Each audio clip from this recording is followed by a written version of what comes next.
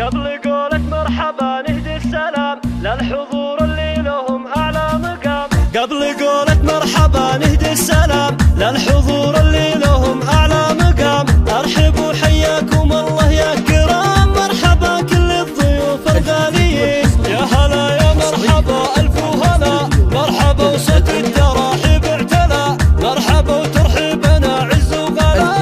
هلا بالنوب بخور وياسمين، يرحب الضيفان في دار لهم، منزل فيها يطيب حلهم. الضيوف اللي يشرف فعلهم، قل لهم والله بهم متفاخرين. أم عبد الله ترحب بالحضور،